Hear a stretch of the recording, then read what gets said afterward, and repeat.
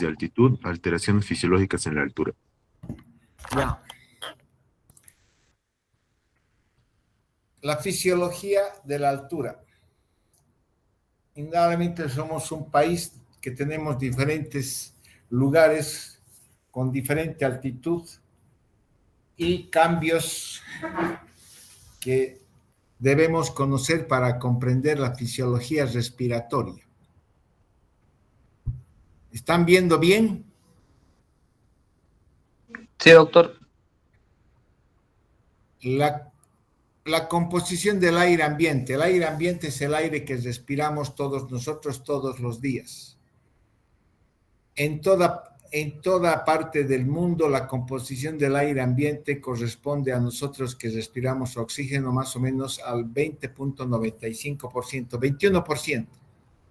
El otro gas que abundante en la atmósfera de la Tierra es el nitrógeno en 78, 79%, y los otros gases más o menos van al 1% entre CO2 y agua.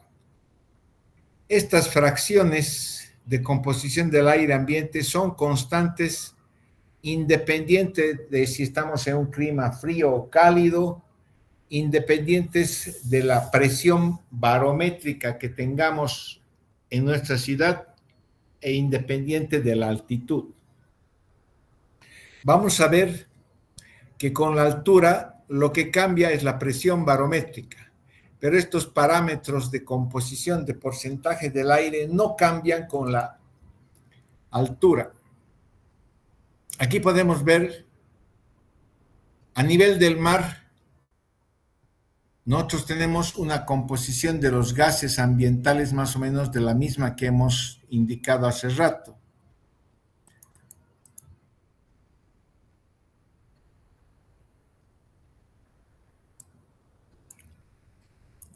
...21% de oxígeno, nitrógeno 79%, CO2 0.04, agua 0.46.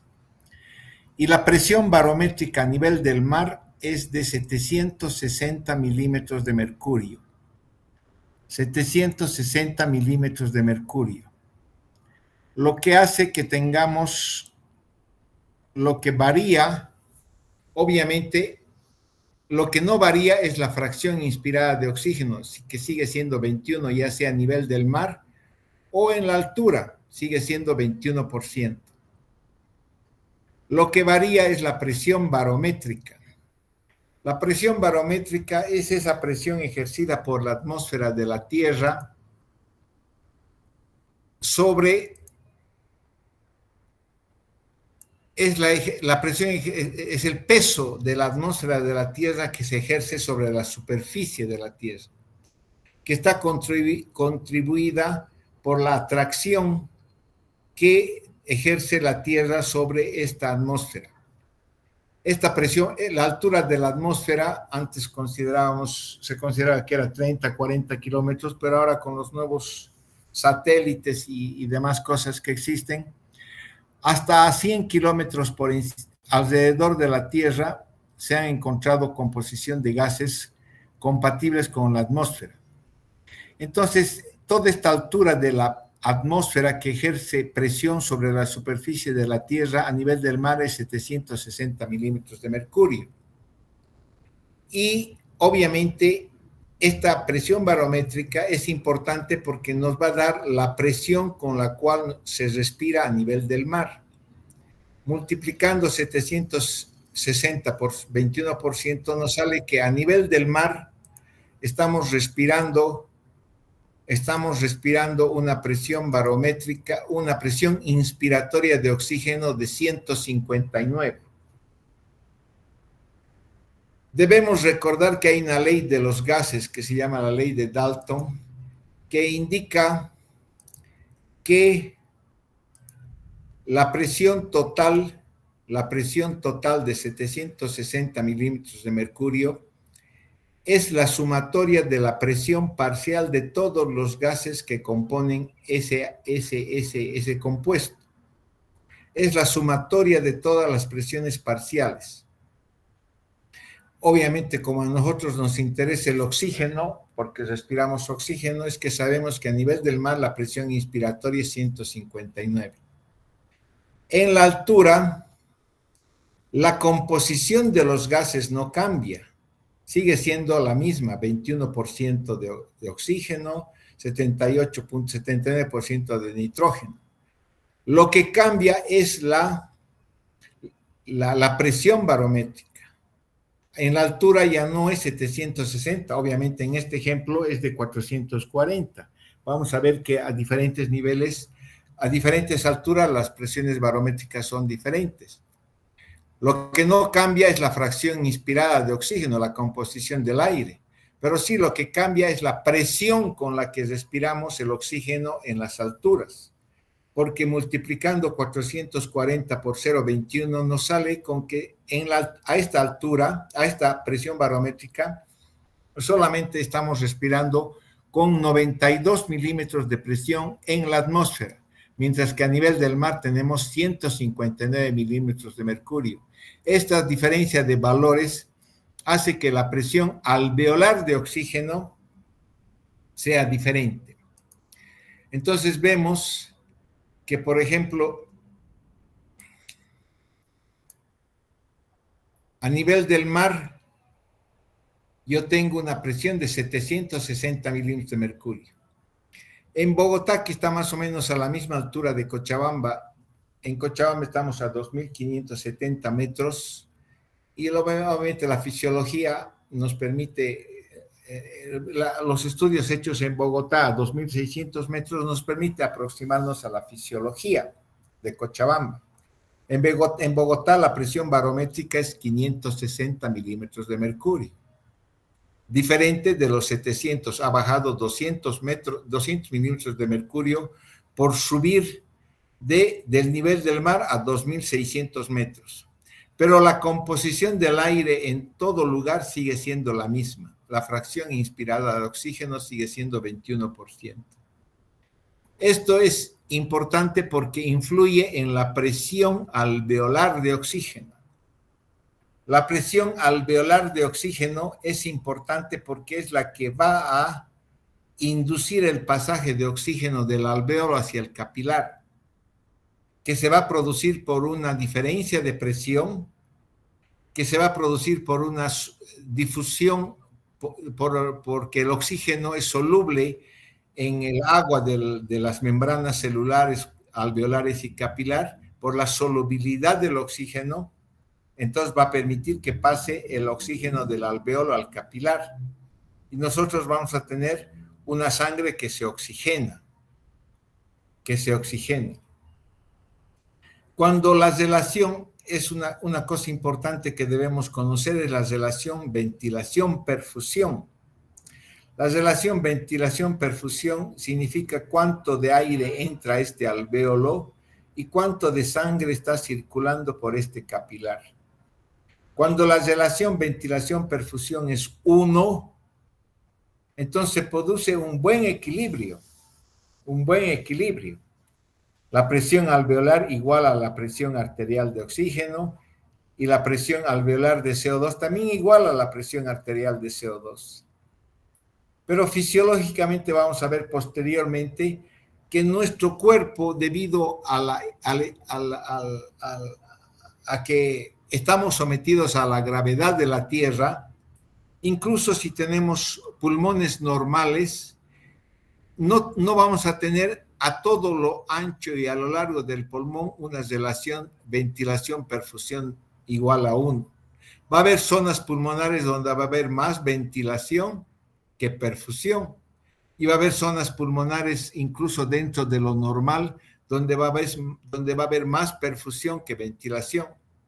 Y debido a eso es de que nosotros no entramos en un equilibrio total. Y es importante nosotros saber la presión alveolar de oxígeno. Para la presión alveolar de oxígeno hay una ecuación que nos permite calcular, que es multiplicar la presión. Cuando uno respira el aire ambiente, hemos visto que la concentración de agua en el aire es 0.03%. O sea, es una cosa ínfima. Pero cuando el aire está entrando a través de nuestras vías aéreas, lo primero que hace es humidificarse y calentarse por los millones de capilares que tenemos en nuestros senos paranasales, en nuestra nariz. Entonces, la presión de agua a una temperatura corporal de 37 grados ejerce una presión alrededor de 47 milímetros de mercurio. Entonces, ya no es la insignificante de la presión de agua del aire ambiente. Entonces, para calcular la presión alveolar de oxígeno, tengo que restar de la presión barométrica la presión de agua, que es de 47 milímetros de mercurio a una temperatura de 37 grados. Multiplicarla para la fracción inspirada de oxígeno, que sería 21%, y obviamente a nivel del alveolo, porque estamos hablando de presión alveolar de oxígeno, se incorpora otro gas, que es el CO2. En este microambiente del alveolo se está incorporando un segundo gas, que es el CO2, que a nivel del aire ambiente también es insignificante, 0.07%. Entonces, esta ecuación nos permite a nosotros calcular qué presión alveolar de oxígeno vamos a tener en las diferentes altitudes a la cual el humano vive, para poder hacer los cálculos en la fisiología respiratoria. Y obviamente nosotros vemos que a medida que sube en altura, la fracción inspirada de oxígeno se mantiene en 21%, en todos en 21%. Lo que cambia indudablemente es la presión inspiratoria de oxígeno y por ende cambia y disminuye la saturación de oxígeno. A medida que vamos subiendo en altura, podemos llegar a altitudes de más de 5.500 metros, donde quizás la saturación baje más y nos impida una fisiología respiratoria normal. Y esto es lo que sucede, por ejemplo, en la punta del Everest, que está a 8.800 metros. Su presión barométrica es 253 milímetros de mercurio. La concentración de oxígeno es la misma a todo nivel, 21%. Pero al bajar la presión barométrica, hace que la presión inspiratoria de oxígeno sea apenas de 43 milímetros de mercurio. O sea, si con 43 milímetros de mercurio estoy respirando, en mi alvéolo, menos la presión de agua y el CO2, obviamente hace que esta presión inspiratoria de oxígeno baje más. Por eso es casi imposible llegar a la punta del Everest sin recibir oxigenoterapia. ¿Qué es lo que sucede fisiológicamente en nuestra ciudad? Comparamos, le vuelvo a repetir, con la ciudad de Bogotá, que está a 2.600 y nosotros estamos a 2.570 metros sobre el nivel del mar, con una presión barométrica, según ellos medidos, en 560 milímetros de mercurio. Nosotros tenemos un poquito más, y una presión inspiratoria de oxígeno del aire ambiente de 117. O sea, estamos respirando con una presión inspiratoria de 117, a diferencia de los 159 que significa a nivel del mar. En La Paz, obviamente, están a 3.000 metros, y esta presión inspiratoria disminuye cerca de otros 10 puntos. Entonces, cuando la presión barométrica va disminuyendo, en Cochabamba tenemos una presión barométrica de 565 milímetros de mercurio. Nuestra presión inspiratoria de oxígeno en el aire ambiente es 118. Y nuestra presión alveolar en Cochabamba es alrededor de 80. Y la presión de CO2 alveolar es alrededor de 32. En La Paz, obviamente, los valores son mucho más bajos. En el gas alveolar de La Paz está calculado más o menos 60 milímetros de mercurio. Entonces, eso hace que en La Paz, obviamente, tengan valores más bajos de oxigenación. Entonces, en Cochabamba, a 2.570 metros sobre el nivel del mar, tenemos una presión barométrica de 565 milímetros de mercurio. Y con una concentración de oxígeno de 21%, estamos respirando. La forma como calcular la presión inspiratoria de oxígeno es multiplicar la presión total de la presión barométrica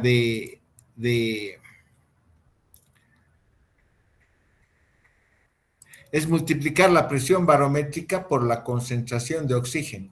565 por 21%, multiplicando en fracción, no en porcentaje, sería multiplicar 565 por 0.21. Los elementos pueden representarse en porcentaje, en fracción o en quebrados. Es lo mismo decir 50% que 0,5 o un medio. En este caso estamos hablando de porcentaje, pero para calcular la presión inspiratoria de oxígeno no utilizamos 21%, sino 0,21. 0,21. Y resulta que nosotros aquí en Cochabamba, en este momento, ustedes están respirando una presión inspiratoria de 118 milímetros de mercurio. Eso es lo que cambia en la altura, la presión inspiratoria de oxígeno. No cambia la concentración de oxígeno, que a todo nivel es la misma. Y entonces, ¿qué es lo que sucede? En Cochabamba nosotros, después de disminuir lo que corresponde a la presión de agua y a la presencia del CO2, porque en el alvéolo, en este microambiente del alvéolo, se incorpora el CO2, resulta que la presión alveolar de oxígeno es más o menos 84-80 milímetros de mercurio. La sangre está retornando por las arterias, la sangre venosa retorna con una presión de 40. Hay una difusión de oxígeno por diferencia de presiones y por la solubilidad, y está saliendo en Cochabamba a una presión arterial de oxígeno de 60-70. No logramos un equilibrio total, o sea, no logramos tener 84 milímetros de mercurio en presión arterial, no logramos un equilibrio total por las razones que hemos señalado, porque fisiológicamente no todo nuestro pulmón tiene la misma relación ventilación-perfusión. No todo el pulmón, no todos los alvéolos tienen la misma, la relación ventilación-perfusión ideal, que es 1. Y además que el flujo de sangre es rápido y la solubilidad de las moléculas de oxígeno en el transcurso del proceso de difusión es menor que el CO2.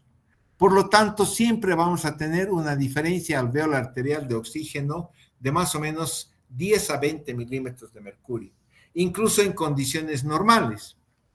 Indudablemente, cuando hay enfermedad de este alvéolo, esta diferencia alveolar arterial de oxígeno se va a aumentar, porque este alvéolo ya no va a tener 84 de presión alveolar, sino quizás tenga 60, quizás tenga 65, dependiendo qué patología tiene, que es lo que vamos a ver en las clases posteriores. A diferencia, el CO2 es una molécula muy soluble en agua, por lo tanto se equilibra. El CO2 se está volviendo por la sangre venosa a 45 milímetros de mercurio y se equilibra rápidamente porque la molécula del CO2 es extremadamente difusible.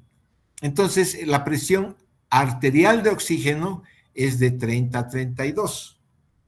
O sea, en condiciones normales, la presión alveolar de oxígeno es igual a la presión arterial de oxígeno. No hay esa diferencia que tenemos como con el oxígeno. Cuando tenemos una presión arterial de oxígeno alrededor de 60-70 milímetros de mercurio, como la que tenemos en Cochabamba, con una CO2 de más o menos 32 y una saturación de más de 90%, No hay alteraciones en la presión arterial, ni en las presiones del corazón derecho, ni en la arteria pulmonar o en el capilar pulmonar. O sea, seguimos teniendo la misma fisiología que si estuviésemos a nivel del mar. Con un poco menos de oxígeno, sí, pero sin alteraciones en las presiones. El diámetro del corazón no está aumentado y el espesor no es mayor y el electrocardiograma es normal. O sea, no nos diferenciamos a vivir a nivel del mar. Obviamente estas condiciones no se dan igual en las personas que viven a mayor altitud. Por encima de 3.000 metros, la fisiología cambia completamente. Y ahí vienen los cambios que suceden en el humano cuando vivimos en la altura. Primero analizamos los cambios que suceden a nivel del mar. Cuando el niño nace y el ginecólogo clampea el cordón umbilical, cierra el cordón umbilical, se suspende la circulación placentaria y en ese momento lo que el ginecólogo le da 2 palmadas en la planta del niño y obviamente este empieza a llorar. Y llorar significa que mete aire. Entonces hay una expansión pulmonar, porque durante toda la vida fetal el niño recibe sangre, oxígeno y nutrientes por el cordón umbilical de la madre. Y sus pulmones están completamente colapsados durante los 9 meses de gestación. Están colapsados y no tienen nada de sangre ni aire. Bueno, llega sangre, ¿no? Pero lo que no tienen es aire. Entonces, esta adecuada oxigenación alveolar del niño al nacer y a llorar por primera vez produce una dilatación de las arterias y arteriolas pulmonares. Reduce enormemente la resistencia vascular pulmonar y hay un aumento del flujo sanguíneo pulmonar. En las primeras horas la presión en la arteria pulmonar desciende y a las 72 horas alcanza más o menos la presión del adulto a nivel del mar, que es más o menos a 16 milímetros de mercurio, la presión de la arteria pulmonar. La estructura de la vasculatura pulmonar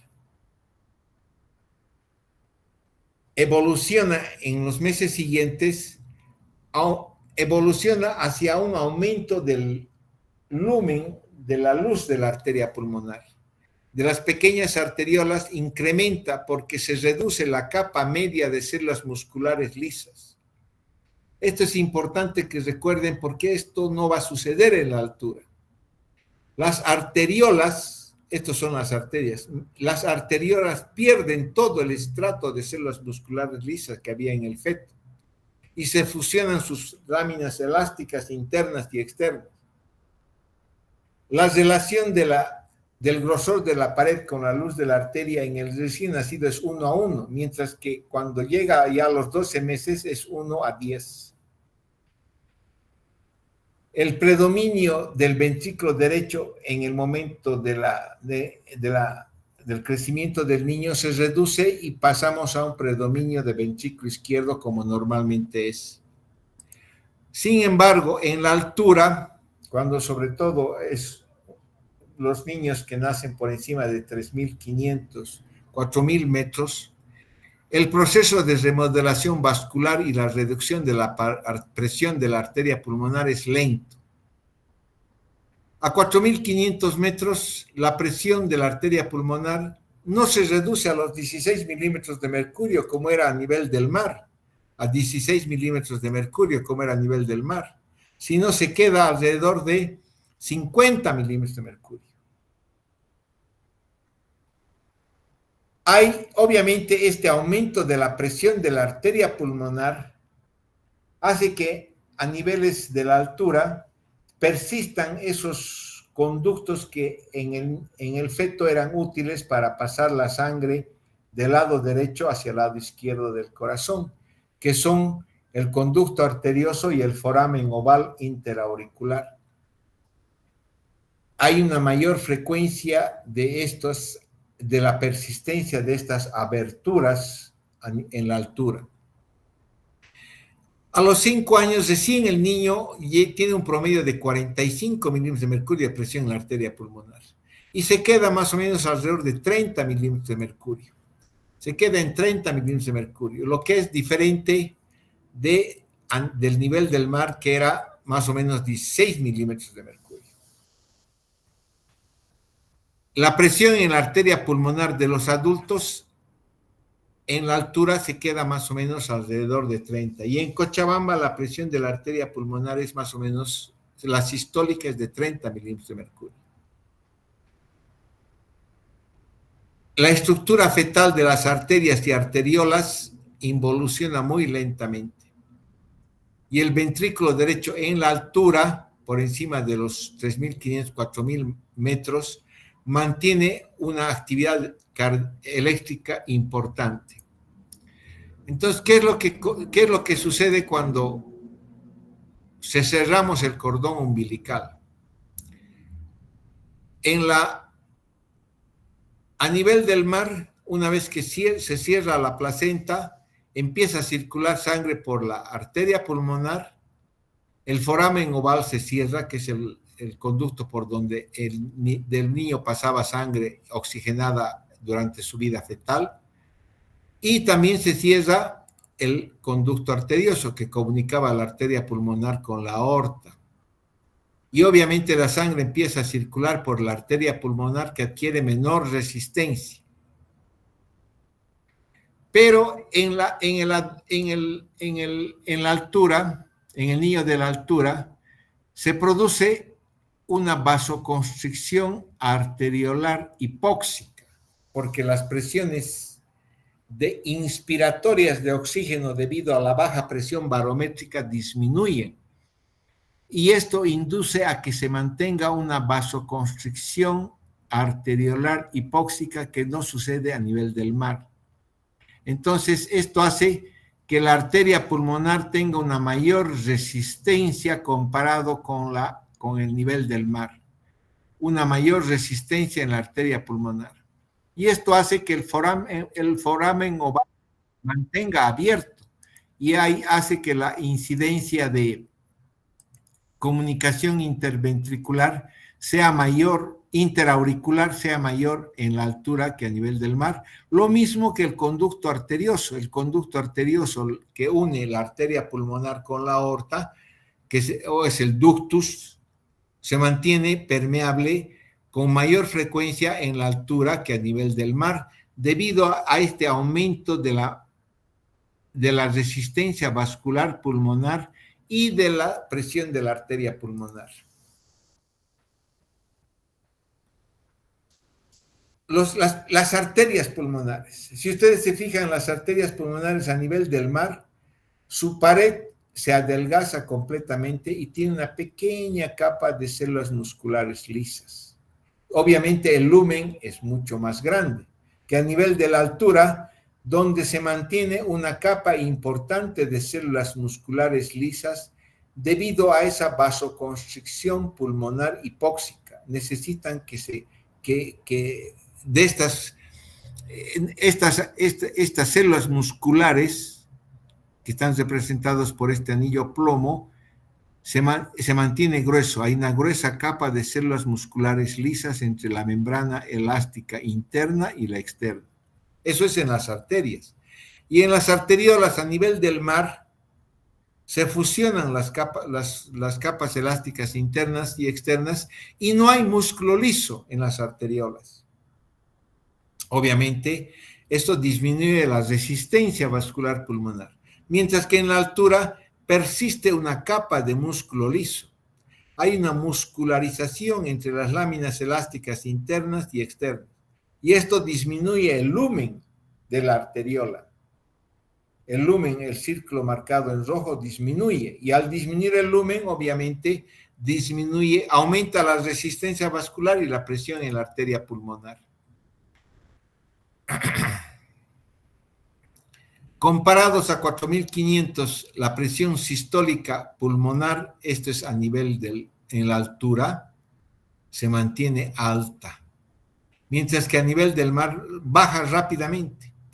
Y la presión diastólica pulmonar también se mantiene elevada.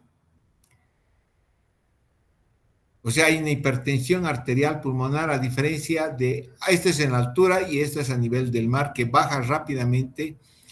A los 5 años está prácticamente en condiciones normales.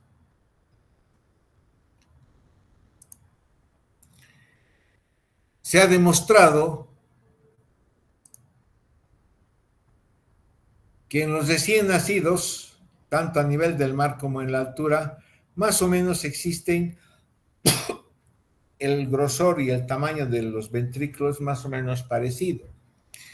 Pero en los niños que viven a nivel del mar, incluso hasta a los 8 años de edad, a nivel del mar, el ventrículo derecho se hace más pequeño, con una pared más delgada, y se convierte en una relación normal como si fuese un adulto. Hay un aumento del grosor del ventrículo izquierdo. Mientras que en la altura, a 4.500 metros, persiste un engrosamiento de la pared del ventrículo derecho. Hay una hipertrofia del ventrículo derecho debido básicamente a ese aumento de la presión de la arteria pulmonar.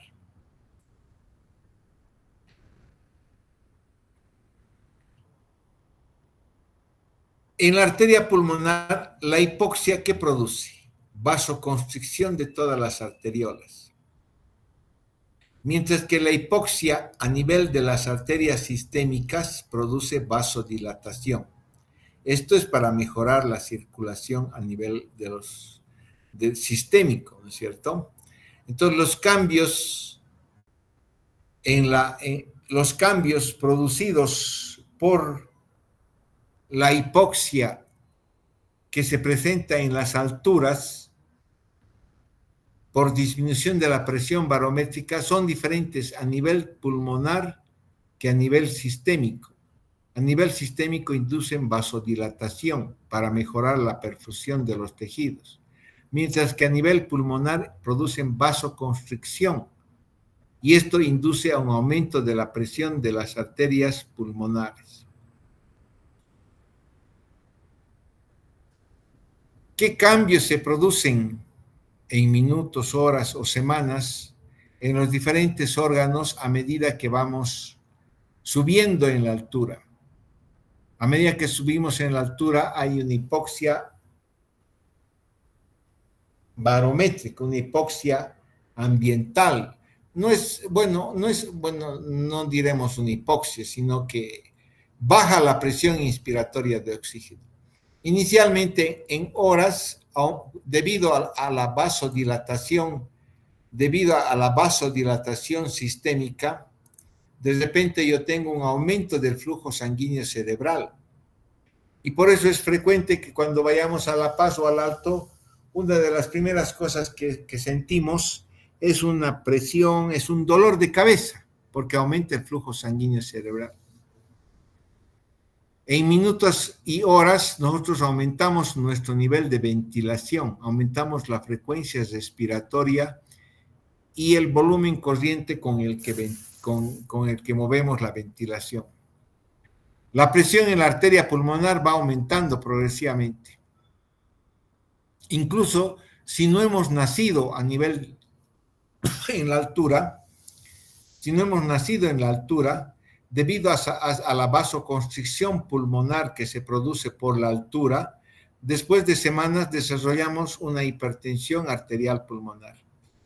La frecuencia cardíaca aumenta y aumenta el gasto cardíaco. Mecanismos compensatorios para aumentar el aporte de oxígeno a los tejidos.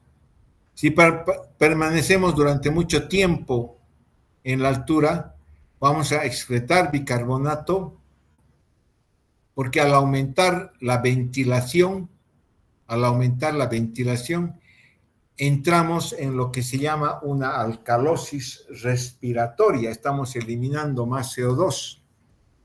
Y obviamente debemos eliminar bicarbonato para compensar esa alcalosis respiratoria que generamos cuando vamos a la altura y nos quedamos por días. Hay un aumento de la secreción de la eritropoyetina. Obviamente este aumento de la secreción de la eritropoyetina hace que aumente el volumen de las células rojas y también la hemoglobina cuando estamos meses después. Entonces, la hipertensión pulmonar de la altura se produce por factores funcionales que actúan sobre todo sobre las arterias pequeñas y las arteriolas pulmonares. La hipoxia alveolar producido por esa disminución de la presión inspiratoria de oxígeno produce vasoconstricción pulmonar arteriolar hipóxica. Esta vasoconstricción es una respuesta de las células musculares lisas de estas pequeñas arterias y las arteriolas que responden a la hipoxia con apertura de los canales del calcio, cierre de los canales del potasio, liberación de calcio a nivel citosólico y todo eso produce contracción de las células musculares lisas. Esto es importante que recuerden porque el calcio funciona, el calcio dentro de las células musculares lisas producen vasoconstricción y es lo que induce la vasoconstricción pulmonar que va a dar origen a lo que llamamos el mal de montaña, el edema pulmonar agudo de montaña. O sea, y obviamente la apertura de canales del calcio, el aumento del calcio a nivel de las células, es un mecanismo que deben recordar porque uno de los medicamentos que se usa para evitar el mal de montaña justamente son los bloqueadores de los canales del calcio. Hay factores estructurales que hacen que la hipertensión pulmonar persista. Estos factores funcionales, si yo bajo de la altura, es posible que vuelva a lo normal. Pero si yo permanezco en la altura y vivo en el Alto de La Paz a 4.000 metros, tengo ya cambios estructurales que no van a cambiar. Hay una hipoxia, una hipertrofia muscular arteriolar hipóxica de las arteriolas pulmonares por engrosamiento de las células musculares lisas. Hay un retardo en la remodelación vascular pulmonar. En las pequeñas arterias donde ya no debería haber un estrato muscular, persiste una capa muscular gruesa. Hay incluso en las arteriolas hay un proceso de neomuscularización.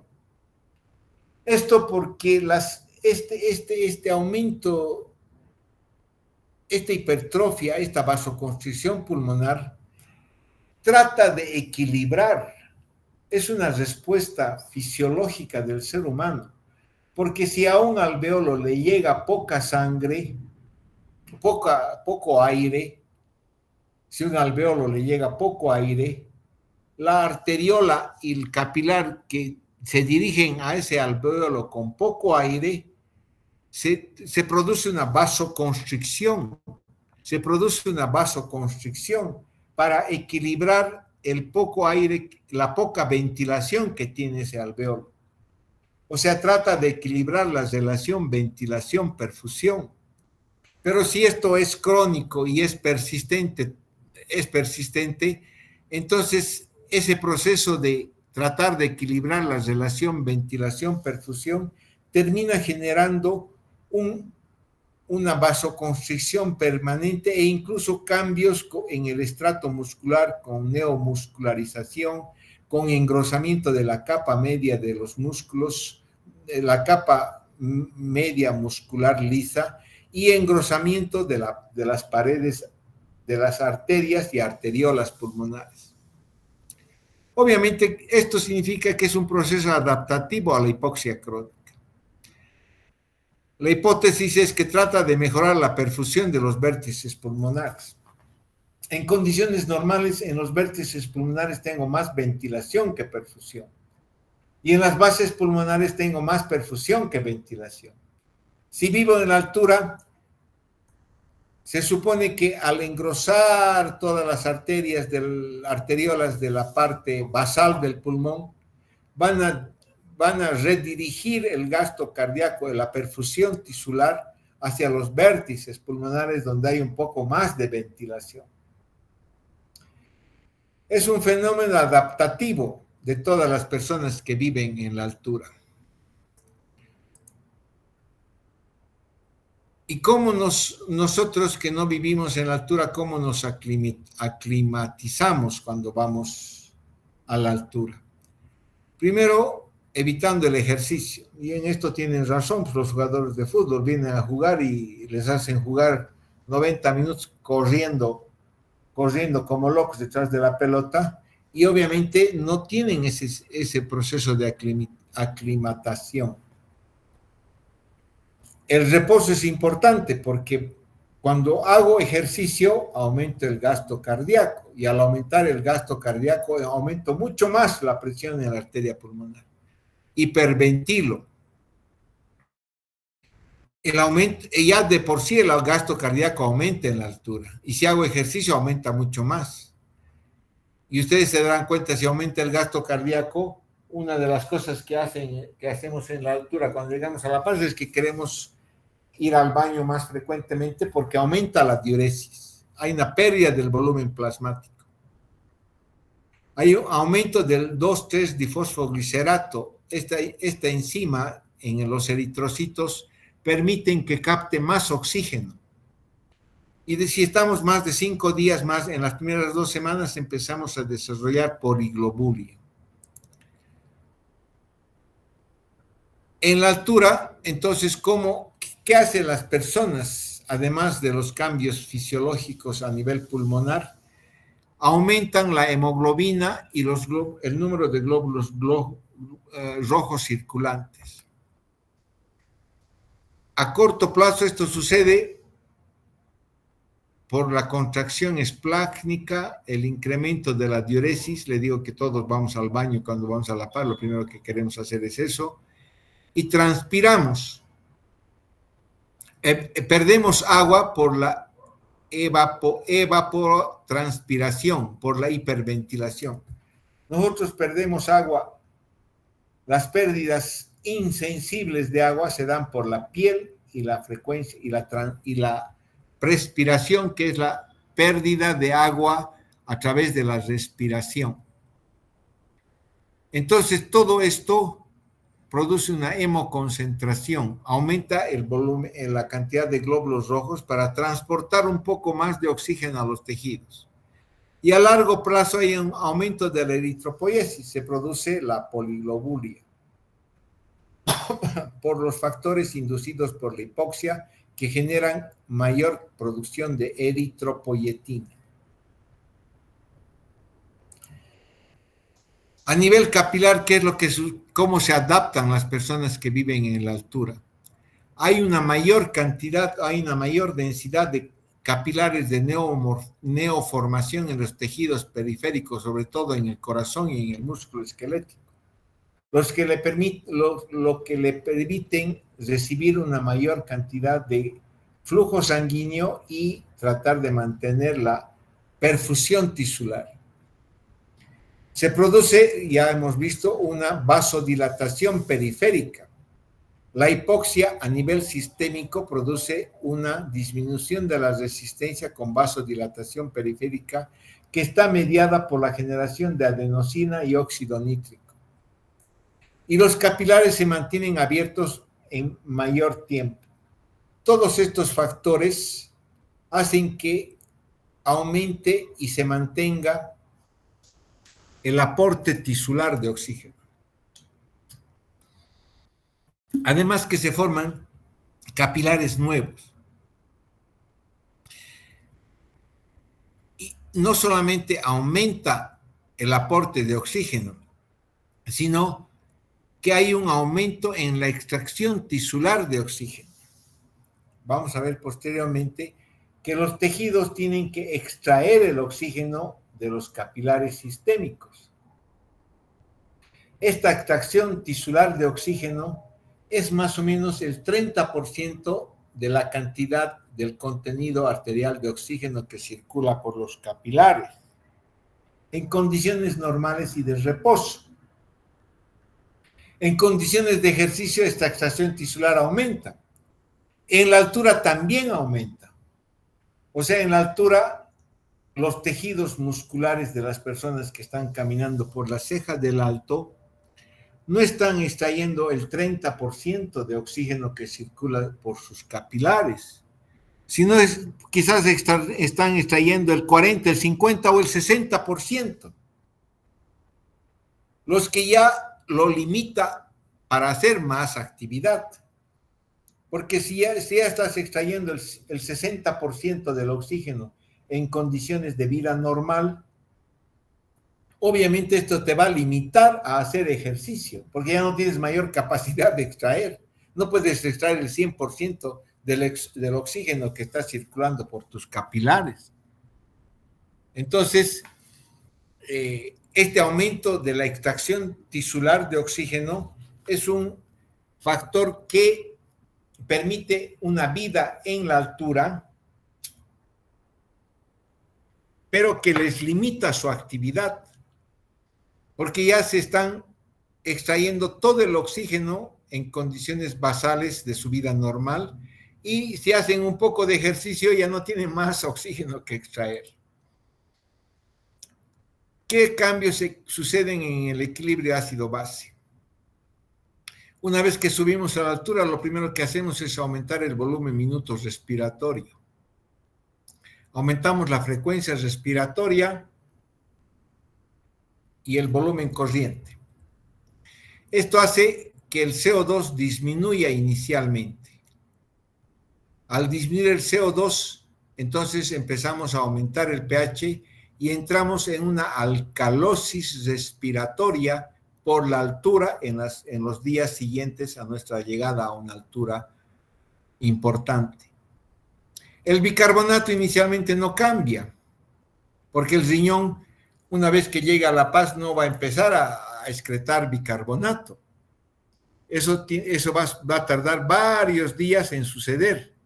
¿Va a aumentar la diuresis? Sí, va a aumentar la diuresis porque aumenta el gasto cardíaco, hay mayor flujo sanguíneo hacia los riñones, pero no pierde bicarbonato inicialmente, sino después de varios días, recién, debido a la alcalosis respiratoria, el bicarbonato empieza a disminuir. Y el volumen minuto también disminuye porque me estoy adaptando a la altura. Sin embargo, no quedo al nivel basal, sino quedo siempre por encima de lo normal. Al disminuir el bicarbonato y disminuir el volumen minuto, el CO2 aumenta y el pH se normaliza. Y es por eso que en la altura las personas también tienen un pH equilibrado, porque tienen menos bicarbonato y un CO2 también que se eleva un poco. Y el pH se normaliza y eso les permite una vida normal. Otro mecanismo por el cual se adaptan las personas a la altura es el desvío de la curva de disociación de la hemoglobina. Si yo tengo 50 milímetros de mercurio, eso me va a dar una saturación más o menos de 85%.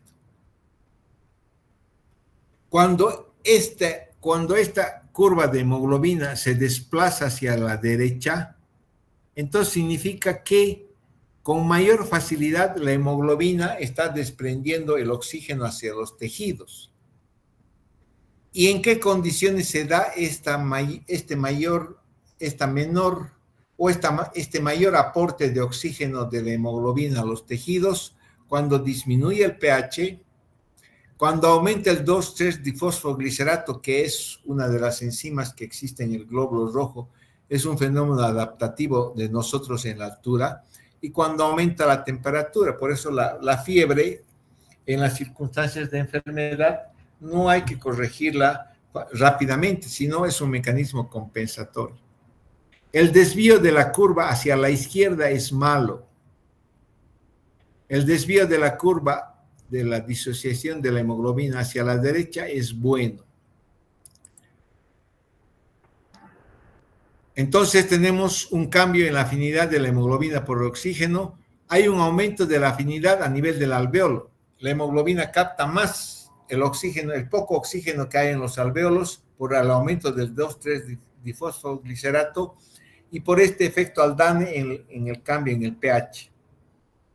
Y disminuye su afinidad a nivel periférico, capta más en el alvéolo y retiene menos a nivel periférico, o sea, aporta más a los tejidos por el efecto Bohr facilitado por la acidificación tisular. La reserva circulatoria. Hay un aumento del gasto cardíaco con un aumento de la frecuencia cardíaca. A largo plazo hay, obviamente, una hipertrofia ventricular y elevación del volumen sistólico.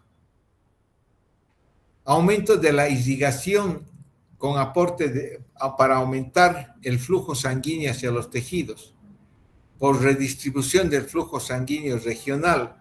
En vez de ir la sangre hacia la piel, va hacia los músculos. Modificación de los factores geológicos de la sangre. Hay mayor deformación de los eritrocitos en la microcirculación, lo que le permite pasar eritrocitos por capilares neoformados o más densamente abundantes en los tejidos. Todo esto y lo anterior contribuye a aumentar el aporte periférico de oxígeno hacia los tejidos periféricos y les permite una vida adecuada en la altura. Las respuestas metabólicas, aumento de las catecolaminas, de los corticoides, de la hormona antidiurética, la hormona tiroidea, la insulina, hay disminución de la aldosterona y de la renina. Todos estos cambios son fenómenos hormonales adaptativos de las personas que viven en la altura. Estos cambios pueden ser reversibles en personas que están expuestas a largo tiempo en la altura y les permiten llevar una vida normal. Ustedes pueden decir, ¿cómo puede vivir 1.200.000 personas en el alto? Si la altura del alto es 4.000 metros y la presión inspiratoria de oxígeno es muy baja. Todos estos factores les permiten adaptarse a la altura. Pero puede haber estos fenómenos de adaptación, significa que las personas hacen poliglobulia. Hay un aumento en la capacidad de difusión del oxígeno de los alvéolos, el poco oxígeno que llega a los alvéolos hacia la sangre, y hay un aumento en la densidad de los capilares en los órganos, sobre todo de los músculos, lo que les permite una vida normal, ¿no?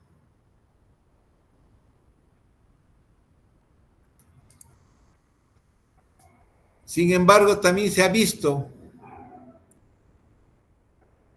que hay cambios genéticos en las personas que viven en la altura, que pasan de generación en generación y que les permite adaptarse a esa altura y tener una vida normal.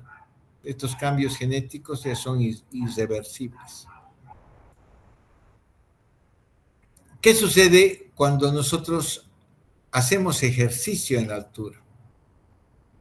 Cuando hacemos ejercicio en la altura, sobre todo por encima de 3.000 metros, en reposo, al hacer ejercicio aumenta el gasto cardíaco. Al aumentar el gasto cardíaco hay mayor flujo a nivel pulmonar. Y la presión en la arteria pulmonar, que quizás a nivel los primeros días es normal, en la altura va aumentando. A nivel del mar es 15 milímetros de mercurio y cuando llego a los 4.000 metros es casi 30 milímetros de mercurio, la presión en la arteria pulmonar. Pero esto cambia bruscamente con el ejercicio.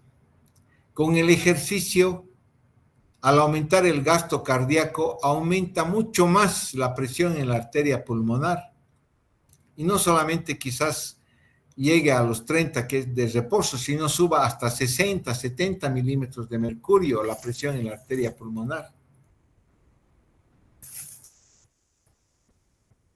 Y este es el factor limitante para realizar un ejercicio extremo en las alturas, y es el factor también que va a inducir a lo que vamos a ver posteriormente, que es el mal, que es la enfermedad pulmonar de la altura.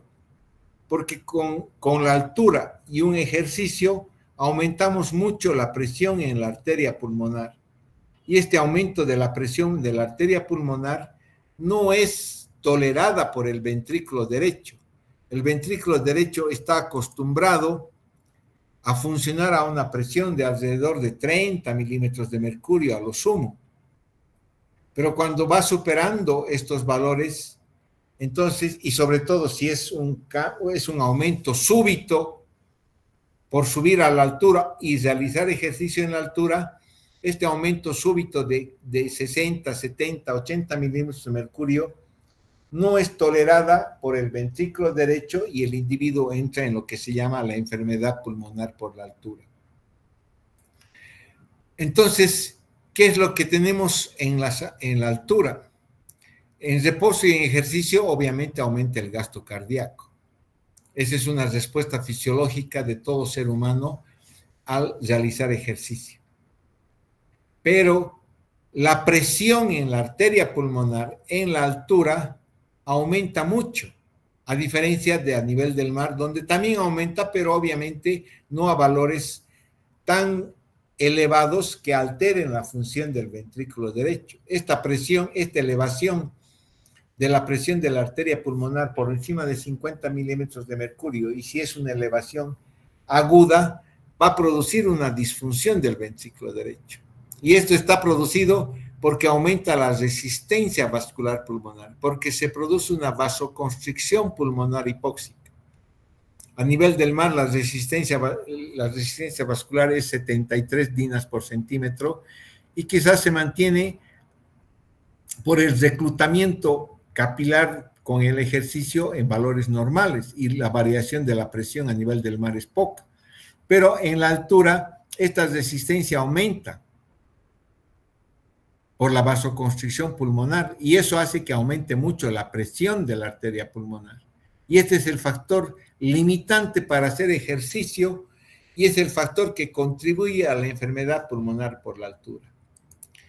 Entonces, vivir en la altura, que son lugares, paraísos hermosos, tiene sus consecuencias fisiológicas, tanto en la oxigenación como en las presiones en la arteria pulmonar, que obviamente podemos tolerarlas si tenemos un cuidado adecuado, o puede llevarnos a lo que llamamos la enfermedad pulmonar de altura, que vamos a ver en algún otro momento. ¿Tienen alguna pregunta?